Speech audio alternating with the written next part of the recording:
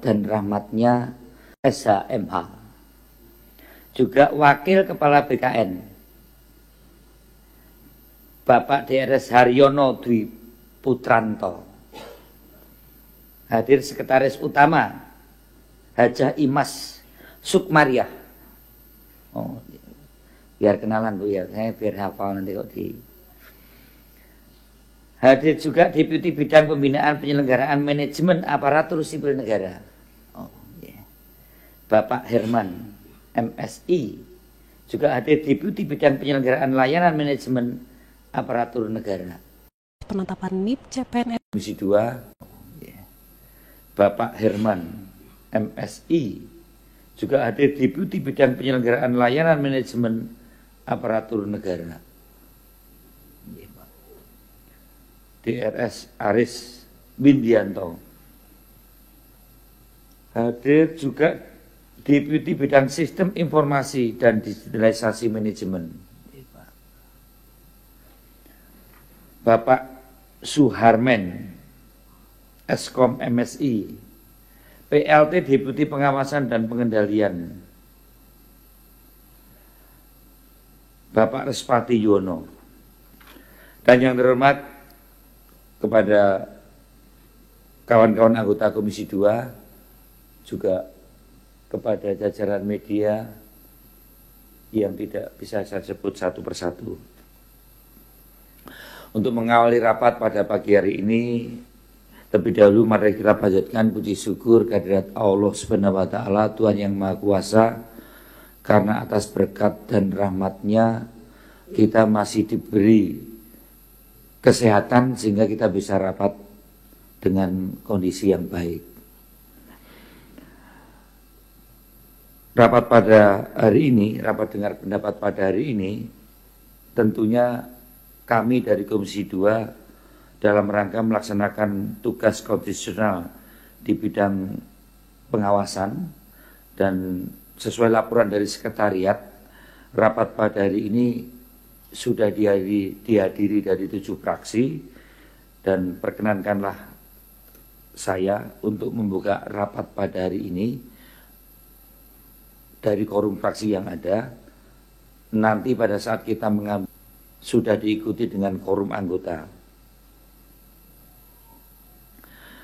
Maka dengan mengucap Bismillahirrahmanirrahim, rapat pada hari ini saya buka dan rapat dinyatakan terbuka untuk umum. Selanjutnya kami menyampaikan terima kasih kepada saudara-saudara beserta jajarannya atas kesediaannya memenuhi undangan rapat pada hari ini. Demikian juga kepada kawan-kawan anggota Komisi 2 yang hadir. Selanjutnya kami akan menawarkan sekaligus meminta persetujuan mengenai acara rapat dengar pendapat hari ini. Yang pertama, acaranya agendanya adalah progres penetapan NIP CPNS dan P3K tahun 2024. Yang kedua, mekanisme pengangkatan P3K paruh waktu. Yang ketiga, proses penyusunan RPP manajemen AS. Bisa setuju ya? Rapat ini pukul 10.20, maka kita akan akhiri untuk rapat hari ini pukul 12, nanti kalau kurang kita perpanjang. Bapak, Ibu, dan hadirin yang saya hormati, rapat dengar pendapat Komisi 2 DPR RI dengan Deputi Sumber Daya Manusia, Aparatur dan Kepala BKN pada hari ini dilaksanakan dalam rangka melaksanakan fungsi pengawasan di bidang aparatur sipil negara, khususnya yang berkaitan dengan komitmen dan kepedulian pemerintah terhadap tenaga non-ASN yang telah lama mengabdi agar dapat memiliki kesempatan menjadi ASN. Komisi 2 DPR RI ingin mendapatkan penjelasan sejelas-jelasnya, penjelasan lebih lanjut tentang beberapa kebijakan pemerintah yang sedang berjalan. Yang pertama antara lain progres penetapan NIP nomor induk pegawai, CPNS dan P3K 2024. Ini luar biasa, yang jumlahnya hampir 1,7 ya ini ya. 1,7 juta Pak. Saya juga heran kenapa kita mengangkat 1,7 juta yang merupakan suatu prestasi yang luar biasa tidak tersampaikan dalam rapat pada tanggal 15 Agustus kemarin oleh Presiden. Seharusnya ini adalah satu hal yang luar biasa dalam situasi negara kita seperti saat ini. Poin 2 dalam kesimpulan rapat Raker atau RDP Komisi 2 dengan Kementerian Pan-RB dan BKN pada tanggal 30 Juni 2025, kami menyatakan di poin 2 kesimpulan rapatnya, Komisi 2 DPR RI mendorong BKN melakukan koordinasi dengan 12 kementerian, 3 pemerintah provinsi dan 28 pemerintah kabupaten kota yang belum mengusulkan NIP P3K tahun 2024 agar dapat segera menetapkan NIP P3K. Apakah progres penetapan NIP P3K pada seluruh instansi tersebut sudah terselesaikan? Apa saja langkah strategis pemerintah untuk memastikan penetapan NIP P3K baik penuh waktu maupun paruh waktu sudah selesai sesuai tuntas penataan tenaga non-ASN sebagaimana amanat pasal 66 Undang-Undang nomor 2 sudah selesai sesuai dengan waktunya atau belum. Ya, jadi kita ingin mendapatkan dari keputusan rapat tersebut, kami ingin mendengarkan pada rapat hari ini sudah seperti apa progresnya. Pemerintah melakukan percepatan proses pengangkatan CPNS dan P3K tahun 2024. Pengangkatan CPNS dilakukan paling lambat 1 Juni 2025 dan pengangkatan P3K tahap pertama dan tahap kedua dilakukan paling lambat 1 Oktober 2025. Kebijakan ini merupakan bentuk komitmen pemerintah untuk menyelesaikan secara tuntas penataan tenaga non-ASN sebagaimana 66 Undang-Undang nomor 20 tahun 2023, nomor 20 tahun 2023 tentang ASN. 3 tentang ASN. Selain itu berdasarkan data BKN per 16 Juli 2025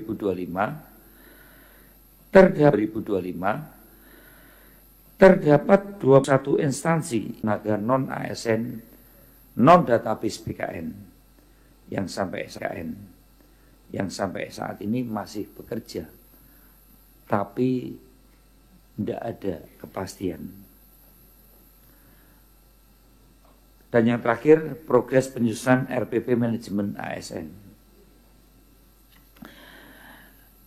Rapat hari ini Komisi 2 ingin memastikan terbitnya RPP manajemen ASN sebagaimana amanat pasal 68 Undang-Undang nomor 20 tahun 2023 tentang aparatur sipil negara yang menyatakan bahwa peraturan pelaksanaan dari undang-undang ini harus ditetapkan paling lama 6 bulan terhitung sejak undang-undang ini diundangkan. RPP manajemen ASN seharusnya paling lambat bulan April 2024 yang lalu karena undang-undang ASN diundangkan pada tanggal 31 Oktober 2023. Namun hingga bulan Agustus 2025, pemerintah belum juga menyelesaikan penyusunan RPP manajemen ASN. Sejauh mana progres penyusunan RPP manajemen ASN oleh pemerintah, kami ingin mendapatkan progresnya. Terkait hal tersebut, untuk mempersingkat waktu, kami akan mempersilahkan kepada saudara sekalian yang hadir pada memenuhi undangan pada hari ini untuk menyampaikan penjelasannya. Untuk itu kami mempersilahkan dari Deputi Bidang ASN, Deputi Bidang SDM Aparatur, dan selanjutnya kami akan mempersilahkan Kepala BKN. Waktu dan tempat kami persilahkan. Baik, terima kasih Pak Pimpinan. Assalamualaikum warahmatullahi wabarakatuh. Selamat pagi, salam sejahtera untuk kita semua. Yang sama-sama kita hormati dan banggakan Pak Ketua Pimpinan beserta seluruh anggota Komisi 2 DPR RI yang kami hormati, Pak Kepala BKN, Pak Wakil Kepala beserta jajaran, Bu Ses, dan Bapak Ibu Deputi, Pak Stafsus, Pak Doni dan Pak Tasdik serta rekan-rekan sekalian. Teman-teman, terima kasih Pak Pimpinan atas kesempatannya. Salam hormat dari Bu Menteri dan Pak Wamen kepada Bapak Ibu sekalian. Dan terima kasih atas kepercayaannya kepada kami untuk bisa menyampaikan beberapa informasi khususnya yang sudah disampaikan oleh Pak Pimpinan tadi. Jadi yang pertama nanti akan kami sampaikan adalah terkait dengan statistik pengadaan CASN tahun 2024. Walaupun nanti secara detail akan disampaikan oleh Pak Kepala. Kemudian yang kedua, sesuai dengan tugas dan fungsi Kementerian Pan-RB, akan kami sampaikan adalah kebijakan tentang pengadaan P3K. Kemudian yang ketiga, Pak Pimpinan, kami juga akan sampaikan sesuai dengan arahan Bapak tadi adalah mekanisme atau penyelesaian untuk tenaga non-ASN, khususnya terkait dengan pengadaan P3K untuk paruh waktu. Dan terakhir kami akan laporkan terkait dengan perkembangan dari RPP Manajemen Aparatur Sipil Negara. Pak Pimpinan dan Bapak Ibu yang terhormat, yang pertama bahwa total formasi yang ditetapkan untuk tahun 2024 adalah sebanyak 1.266.081 Pak Pimpinan. Jadi di sini terbagi dua formasinya. Yang pertama adalah formasi CPNS, itu ada 248.721. Kemudian formasi PNS 248.970. Dan formasi P3K itu 1.017.000, dan ini sudah ditetapkan dengan keputusan Menteri Pan-RB. Selanjutnya secara teknis formasi yang dibuka pada SSCASN adalah sebanyak 1.255.000. Kemudian formasi CPNS-nya itu 248.721. Kemudian pelamar yang submit itu 3.574.000, pelamar yang lulus 180.000, kemudian ada terbit pertek NIP itu 176.000, kemudian juga sudah diterbitkan SK NIP oleh BKN. Jadi kurang lebih 99% Pak untuk yang CPNS, nanti detailnya oleh BKN. Kemudian yang kedua, karena formasi kita waktu itu kita buat dua tahap, jadi tahap pertama dari formasi P3K itu 1.008.000, tahap satunya itu yang submit itu 1.396.000, kemudian yang pelamar lulus sebanyak 690.000. Kemudian untuk tahap 2 ada 1.073.000, pelamar yang lulus adalah 185.000, sehingga tingkat keterisiannya itu 87%, yang terbit NIP 3K-nya udah 619.000, kemudian yang terbit NIP 3K-nya itu adalah 519.000. Pak Pimpinan dan Bapak Ibu yang terhormat, bahwa untuk pelaksanaan hal tersebut sesuai dengan tugas fungsi Kementerian Pan-RB, sudah ditetapkan beberapa dasar hukum. Yang pertama adalah terkait dengan Permen 46 2024 itu tentang pengadaan aparatur sipil negara. Kemudian ada beberapa Kepmen untuk mendukung proses pelaksanaan P3K, ya P3K baik P3K teknis, guru maupun kesehatan. Kemudian yang terakhir terbit adalah karena ini menjadi penting karena kita untuk cantolan di PP itu memang belum ada, maka Bu Menteri sesuai dengan tugas dan kewenangannya menerbitkan Kepmenpan 16 2025 tentang pegawai pemerintah dengan perjanjian kerja paruh waktu. Jadi ini memang Pak Pimpinan merupakan nomenklatur baru sesungguhnya sebagai masa transisi karena besarnya tuntutan untuk teman-teman bisa diangkat dan statusnya ditentukan sesuai peraturan perundang-undangan. Namun dari aspek keuangan Pak Pimpinan ini kan belum semuanya memiliki anggaran yang cukup khususnya terkait dengan belanja pegawai. Sehingga yang diutamakan itu adalah perubahan status dan kepastian hukum status yang bersangkutan. Kemudian dari sisi kebijakan, formasi CPNS ini menjadi penting, menjadi penyeimbang pada saat itu. Karena kita banyak merekrut tenaga honorer, satu sisi putra-putri terbaik kita, talenta-talenta yang hebat itu, mereka tidak memiliki kesempatan, sehingga tertutup kesempatannya. Maka dibukalah kesempatan untuk formasi CPNS ini, ya termasuk untuk putra-putri Kalimantan, yang fresh graduate, yang daerah tertinggal, dan sebagainya. Dan 100% ini formasinya untuk kuota untuk umum, ya. Maka yang digunakan itu adalah menggunakan nilai ambang batas. Jadi kalau dia tidak lulus nilai ambang batas, ini betul-betul yang CPNS itu tidak ada afirmasi. Nah, sehingga kita ingin mendapatkan tadi talenta-talenta hebat dari putra-putra terbaik, lulusan-lulusan terbaik. Namun juga ada yang berperingkat terbaik. Peringkat terbaik itu Pak Pimpinan ini afirmasi untuk Papua, Pak. Jadi kalau NAB-nya dia tidak terpenuhi, maka diturunkan menjadi peringkat. Karena kalau kita murni dengan NAB, yang Papua itu nggak ada yang masuk, Pak Pimpinan, izin. Ya. Kemudian yang kedua adalah formasi yang P3K. Ya, ini 100% untuk non-ASN. Namun di dalam perjalanannya juga ini ada teman-teman yang memang tidak terdata. Ya, karena memang tadi tidak memenuhi persyaratan. Nah di sisi lain ada juga dia yang sudah aktif bekerja, di instansi pemerintah tidak terdata, tapi dia sudah bekerja 2 tahun. Nah akhirnya ini bukan saja yang didata itu tadi yang bisa mengikuti seleksi itu, bukan hanya tadi yang terdata dalam database, tapi yang 2 tahun juga rupanya lebih banyak juga yang memang berkeinginan untuk menjadi aparatur sipil negara. Yang kedua, prinsip di dalam undang-undang ASN itu disebutkan bahwa melamar ASN itu adalah hak warga negara bagi mereka yang memenuhi syarat. Jadi yang 2 tahun itu kami pandang juga dia memenuhi syarat bekerja sesuai dengan kompetensinya.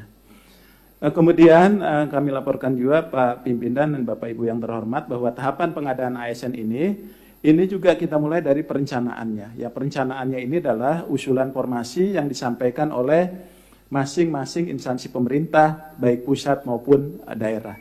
Jadi artinya penetapan formasi ini sudah kita lakukan sampai dengan nanti yang disampaikan Pak Pimpinan tadi adalah proses pengangkatannya. Ya, yang kemarin itu memang sudah ditetapkan dan sudah juga mendapatkan arahan dari pimpinan dan anggota yang terhormat.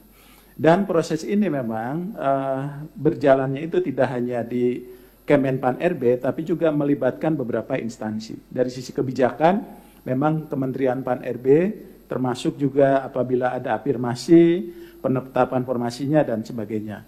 Kemudian juga terkait dengan alokasi anggaran belanja pegawai nasional. Ya, sehingga kami sebelumnya itu nanti akan mengusulkan ke Kementerian Keuangan.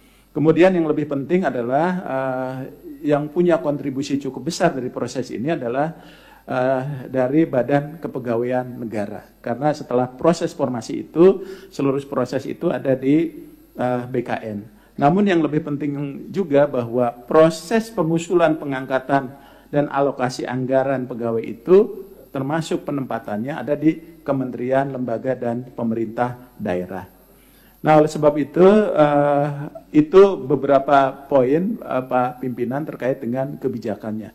Artinya dari aspek kebijakan kita sudah membuka secara penuh terkait dengan kesempatan bagi tenaga non-ASN. Tapi memang tadi ada keterbatasan-keterbatasan yang Bapak sampaikan juga tadi di dalam arahannya. Nah, kemudian terkait khusus tenaga non-ASN paruh waktu, ke P3K paruh waktu, bahwa proses ini juga sudah berjalan cukup panjang sejujurnya Pak Pimpinan dan Bapak Ibu sekalian. Yang pertama sebetulnya kita dari awal konsisten bahwa teman-teman yang ada dalam database yang terdaftar itu kemudian dia harus daftar 1 kali, itulah nanti yang akan maju untuk mengikuti tahapan seleksi. Namun di dalam prosesnya rupanya P3K ada juga yang melamar jadi CPNS Pak, pada prinsip melamar itu 1 kali. Akhirnya karena banyak juga masukan-masukan dari teman-teman, akhirnya kita juga berikan kesempatan bagi yang database dia ikut CASN, maka otomatis dianggap mengikuti seleksi P3K Pak. Jadi tahap 1 itu yang bersangkutan itu tidak perlu lagi mengikuti seleksi CASN baik 1 maupun 2. Jadi beberapa kebijakan yang dikeluarkan ini adalah berdasarkan tadi arahan-arahan dari pimpinan ya di Komisi 2 maupun dari Bu Menteri, dan juga tadi masukan-masukan dari teman-teman tenaga non-ASN. Akhirnya kita memang melakukan akomodasi secara keseluruhan. Termasuk terakhir Kemenpan 15 dan 16 terkait dengan solusi penyelesaian bagi mereka yang tidak mendapatkan formasi. Ya, karena formasi yang diusulkan itu Pak Pimpinan, yang pertama ada yang formasinya sesuai dengan database, ada formasinya yang kurang dari database, ada formasinya yang melebihi dari database. Nah, yang melebihi database ini Pak Pimpinan agak menguntungkan, karena begitu keuangannya lebih, formasinya ada, dia bisa diangkat. Tapi yang kasihan ini yang formasinya sedikit daripada di database. Nah, itu Pak Pimpinan yang memang banyak permasalahan yang kita temui. Nah, oleh sebab itu secara kebijakan kita juga sudah menyusun di dalam Permenpan 16 itu terkait dengan ketentuan pengadaan P3K paruh waktu. Jadi P3K paruh waktu itu adalah dia pegawai aparatur sipil negara. Jadi untuk memastikan bahwa teman-teman itu nggak usah khawatir, sekarang itu ada kekhawatiran seolah-olah kami tidak akan diangkat jadi P3K. Justru ini masa transisi ketika dari aspek keuangan belum terpenuhi, status hukumnya dinaikkan. Ya, dan mereka pun akan diberikan nomor induk P3K untuk memastikan bahwa mereka itu akan diangkat. Berdasarkan perjanjian kerja dan ketersediaan anggarannya. Jadi misalnya kalau mereka saat ini diangkat jadi P3K, yang penting dia diberhentikan paruh waktu, tapi ketika gajinya 1 juta, dia diberikan 1 juta dulu. Supaya tidak mengganggu belanja pegawai yang 30%. Nah, ini barangkali Pak Pimpinan. Kemudian termasuk juga jabatan-jabatannya, dan bahkan kami menyiapkan jabatan-jabatan yang memang bisa diduduki atau dilamar oleh seluruh tenaga non-ASN, termasuk yang SD. Karena kemarin itu ada hambatan SD, SMP tidak bisa melamar, akhirnya kita siapkan 4 tenaga teknis. Jadi pengelola umum operasional, kemudian operator layanan operasional, pengelola layanan operasional, atau penata layanan operasional. Jadi ini adalah jabatan-jabatan keranjang yang kita siapkan supaya mereka bisa melamar dulu. Karena salah satu kendala kemarin itu adalah mereka tidak bisa melamar karena terkendala oleh kualifikasi pendidikan. Nah, ini juga diberikan kesempatan baik yang terdata dengan kriteria prioritas secara berurutan. Dan mereka sekarang ini ada Pak Pimpinan dan Bapak Ibu yang terhormat, ada teman-teman yang tidak ikut seleksi, pengen diangkat juga menjadi P3K paruh waktu. Prinsipnya yang diangkat paruh waktu itu adalah mereka yang mendaftar dan mengikuti seleksi. Nah, kemarin itu kami tanya, ada yang beberapa datang ke kantor, mereka itu sebelumnya memang tidak mau ikut seleksi gitu ya. Mungkin karena sudah mendapat penghasilannya dari sebagai honorer itu lebih besar atau seperti apa, tapi yang jelas tidak ada. Tapi sekarang begitu ada kebijakan ini, mereka ingin diangkat. Nah, ini kami sampaikan kalau mereka diangkat, khawatir kami ada kecemburuan juga bagi mereka yang ikut seleksi. Artinya Artinya rasa keadilan itu juga kalau menurut saya jadi penting. Dan statusnya, status kepegawaiannya pun dia ditetapkan sebagai pegawai pada instansi pemerintah dan diberikan nomor identitas pegawai ASN. Tadi disampaikan juga oleh Pak Pimpinan bahwa langkah-langkah yang kebijakan yang sudah sampaikan ini juga sudah kami sosialisasikan dengan teman-teman BKN, Pak, termasuk untuk lintas instansinya. Jadi lanjut coba. Ya, jadi kita sudah juga melakukan langkah-langkah Pak Pimpinan, koordinasi lintas kementerian untuk percepatan tenaga non ASN, juga dengan teman-teman kementerian dalam negeri, bahkan di kanal YouTube, Pak, bahwa ini kesempatan kita lebih luas, termasuk di acara TV juga kita melakukan sosialisasi, termasuk audiensi Pak Pimpinan kemarin terakhir ada kurang lebih 3.000-an orang lah kita jelaskan juga setelah dari istana, kemudian juga sudah kami terima dengan teman-teman BKN, termasuk juga melakukan Zoom dengan seluruh instansi baik pusat maupun daerah, Pak. Jadi kita sudah betul-betul membuka, termasuk memberikan pemahaman kepada Pemda-Pemda, Pak, khususnya. Ya, ini Pemda-Pemda juga selalu mengikuti, termasuk Pak Pimpinan, kami juga melakukan coaching klinik, Pak. Ini langkah teknisnya apa dengan teman-teman BKN sampai hal yang cukup teknis sekali. Ya, bagaimana supaya mereka bisa mengusulkan secara optimal mana saja yang bisa diusulkan dan sebagainya. Jadi ini juga sudah kami lakukan. Termasuk kami juga komunikasi di portal komunikasi yang memang isinya adalah teman-teman pengelola kepegawaian baik pusat maupun daerah. Jadi apabila ada kebijakan-kebijakan baru gitu ya, itu kami juga langsung komunikasi dengan teman-teman di daerah supaya melakukan sosialisasi di internal mereka, termasuk juga melakukan pendataan dan sebagainya bagi mereka yang tadi untuk yang akan diusulkan untuk menjadi P3K maupun P3K paruh waktu. Nah, terakhir Pak Pimpinan dan Bapak Ibu yang terhormat adalah terkait dengan bagaimana kita mengoptimalkan dan memberikan ruang kepada mereka yang tidak ada formasinya itu untuk bisa mengusulkan P3K paruh waktu. Nah, kemarin itu sudah dibuka sampai dengan tanggal 20. Lalu kami komunikasi juga dengan BKN apakah datanya sudah optimal, kemudian juga dibuka kembali Pak Pimpinan sampai dengan tanggal 25 hari ini. Ya, mudah-mudahan ini mungkin nanti izin dari Pak Kepala mungkin secara detail nanti beliau akan menyampaikan. Nah, kriteria pelamar pengusulan untuk P3K paruh waktu itu, ini ada banyak pertanyaan juga Pak Pimpinan dan Bapak Ibu sekalian, siapa saja? Yang pertama adalah pegawai non-ASN yang terdaftar dalam database BKN yang telah mengikuti seleksi di 2024 namun tidak lulus. Ya, tidak lulus itu bisa karena formasinya tidak ada dan sebagainya. Kemudian yang kedua adalah pegawai non-ASN yang terdaftar dalam database BKN telah mengikuti seluruh tahapan, ya, namun tidak mendapat lowongan kebutuhan. Nah, yang terakhir adalah pelamar yang telah mengikuti seluruh tahapan seleksi P3K tahun 2024, namun tidak dapat mengisi lowongan kebutuhan. Artinya yang PPG R1 sampai dengan R5, R2 sampai dengan R5, itu memang memungkinkan sepanjang mereka mengikuti seleksi untuk diangkat menjadi P3K paruh waktu. Hanya saja memang harus ada prioritas Pak Pimpinan dan Bapak Ibu sekalian dalam pelamaran ini sehingga kita konsisten dengan kebijakan yang dari awal. Yang pertama, siapa dulu yang harus kita selesaikan? Itu non-ASN database BKN dan aktif bekerja di instansi pemerintah. Jadi ini dulu yang harus diselesaikan. Ya, ketika yang ini selesai, maka baru kita ke non-ASN yang tidak terdaftar dalam database BKN. Jadi harusnya yang ini dulu kita konsisten, kita selesaikan, kemudian yang tidak terdaftar. Yang ketiga adalah yang lulusan PPG, Pak.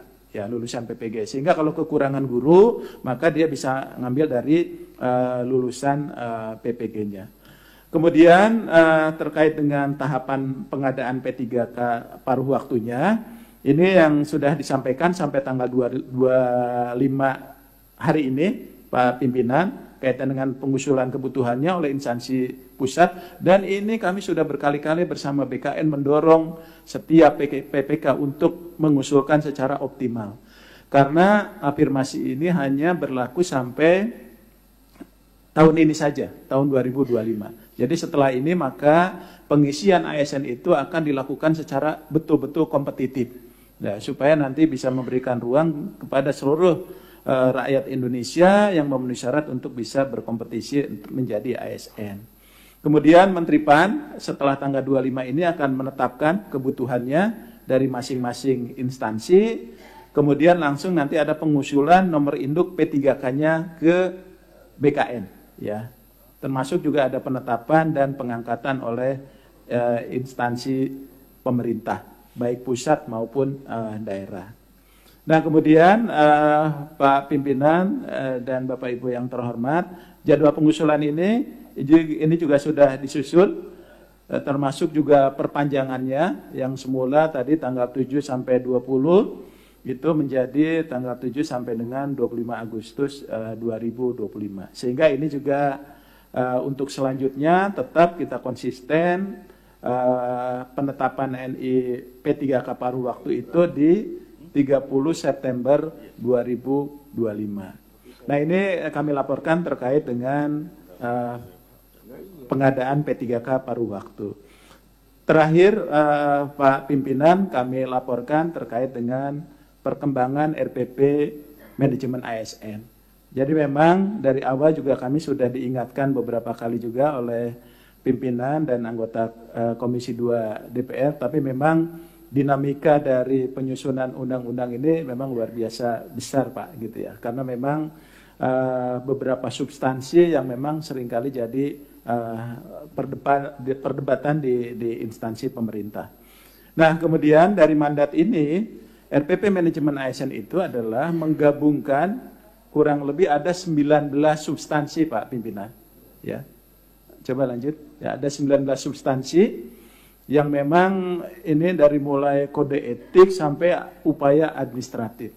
Termasuk juga digitalisasi manajemen ASN yang sekarang ini dijalankan. Jadi RPP manajemen ASN itu tidak yang harusnya ini dilakukan satu PP di per substansi satu PP, tapi ini digabungkan menjadi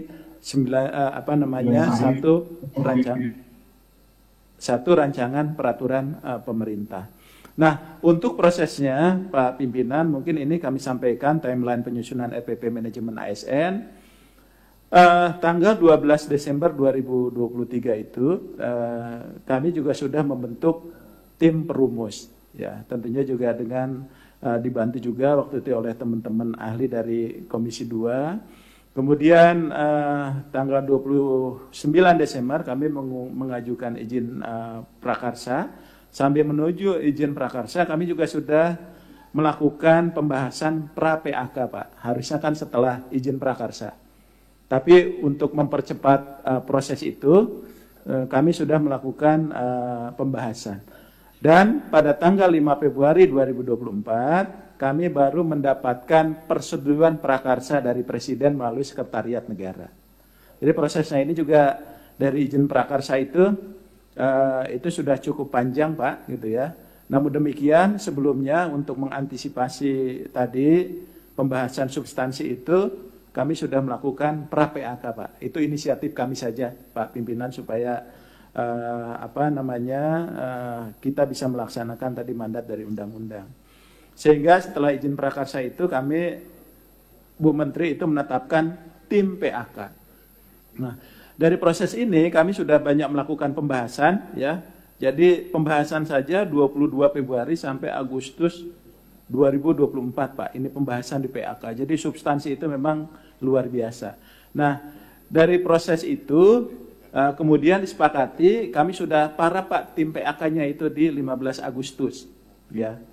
Termasuk juga kita melakukan harmonisasi. Nah, di harmonisasi aja ini kita tidak satu hari, ya. Pembahasan di harmonisasi itu tanggal 10 sampai 29 September 2024. Kemudian kami juga selanjutnya dari proses itu disepakati untuk pengajuan para naskah. Kemudian ada klarifikasi lagi, rupanya di Seknek itu ada klarifikasi di tingkat menteri, ada rapat tindak lanjutnya di tingkat eselon 1, kemudian ada penyampaian kembali klarifikasinya. Nah, kemarin terakhir itu kami sudah, Bu Menteri sudah melakukan parap, dan juga sudah dilakukan rapat teknis di bulan Juli 2025. Nah sekarang ini prosesnya itu sudah kami sampaikan kembali Pak. Jadi sudah ke sana dikembalikan, dibahas kembali, sekarang kami sudah parap, Bu Menteri, itu sudah disampaikan kembali ke Seknek. Nah oleh sebab itu, ini dinamika pembahasan ini, yang dibahas di dalam RPP itu ada 8 bab dan 323 pasal.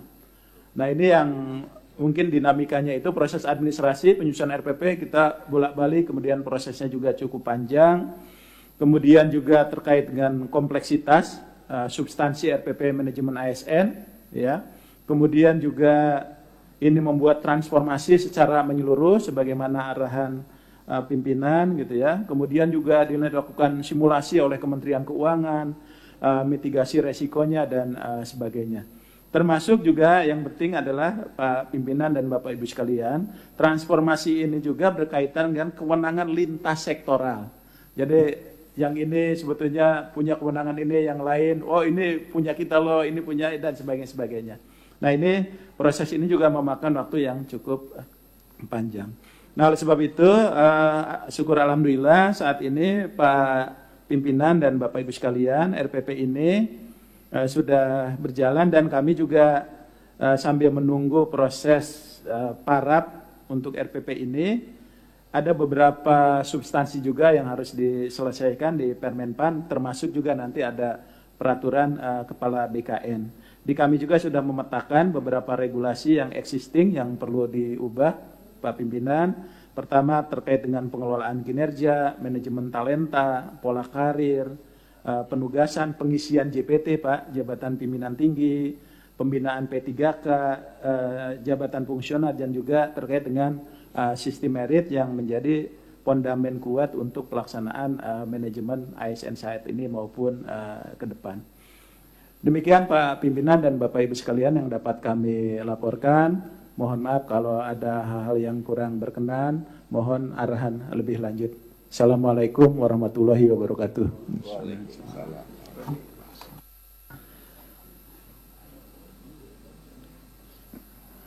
Selanjutnya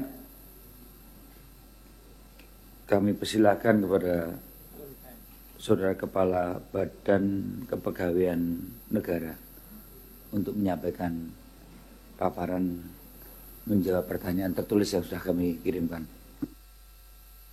Bismillahirrahmanirrahim. Assalamualaikum warahmatullahi wabarakatuh. Yang kami hormati Bapak-Bapak Pimpinan Komisi 2 DPR RI beserta seluruh anggota Komisi 2 yang hadir pada kesempatan yang berbahagia.